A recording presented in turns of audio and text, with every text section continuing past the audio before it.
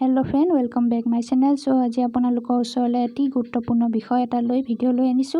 আজি এই বিষয়টো নাম হৈছে বুকস এণ্ড অথৰ নেমস গ্ৰন্থ আৰু লেখকৰ নাম সো আৰম্ভ কৰো আজি এই ইম্পৰ্টেন্ট বিষয়টো আশা কৰিছো ভিডিওটো শেষলৈকে চাব আৰু ভিডিওটো যদি ভাল পায় লাইক কৰি দিব আৰু যদি হেল্পফুল হৈছে বুলি ভাবে সো লাইক কৰিব নাপাহৰিব সো আৰম্ভ কৰো আজি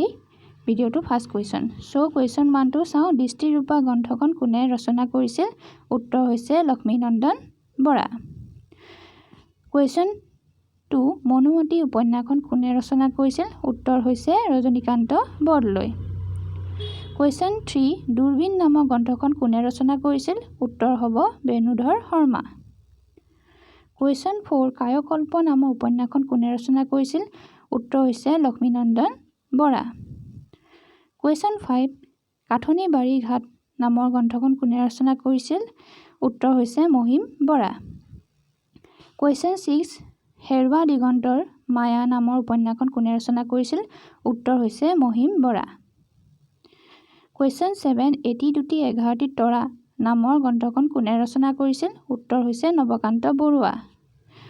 Question 8 ফাগুনত আজাৰৰ ফুল নামৰ উপন্যাসখন কোনে ৰচনা কৰিছিল উত্তৰ হৈছে মেদিনী চৌধুৰী Question 9 ফুলচন্দন নামৰ গ্ৰন্থখন কোনে ৰচনা কৰিছিল উত্তৰ হৈছে বেণুধৰ শৰ্মা Question 10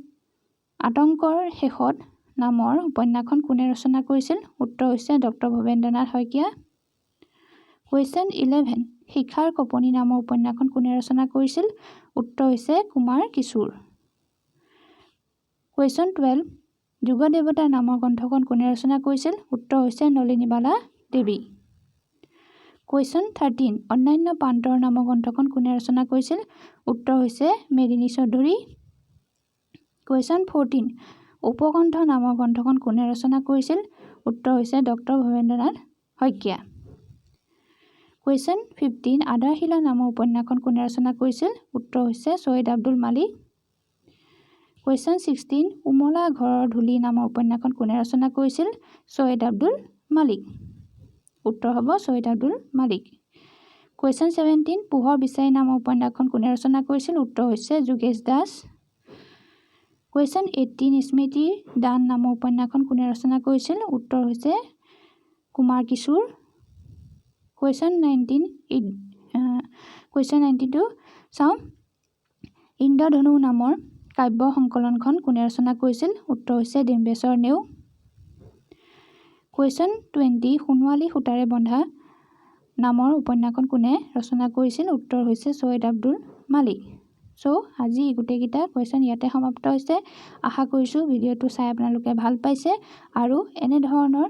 ভিডিওসমূহ এই চেনেলটোত আগলৈও চাই থাকিবলৈ মোৰ চেনেলটো যদি এতিয়ালৈকে সাবস্ক্ৰাইব কৰা নাই so please subscribe this channel আপোনালোকে সাবস্ক্ৰাইব কৰিলে মই বেছি মোটিভেশন পাওঁ আপোনালোকলৈ এনে ধৰণৰ ইম্পৰ্টেন্ট ভিডিওসমূহ লৈ আনিবলৈ সো আশা কৰিছো ভিডিওটো চাই ভাল পাইছে আৰু মোৰ চেনেলটো আপোনালোকে নিশ্চয় সাবস্ক্ৰাইব কৰিব সো আজিলৈ ইয়াতে শেষ কৰিছো থ্যাংক ইউ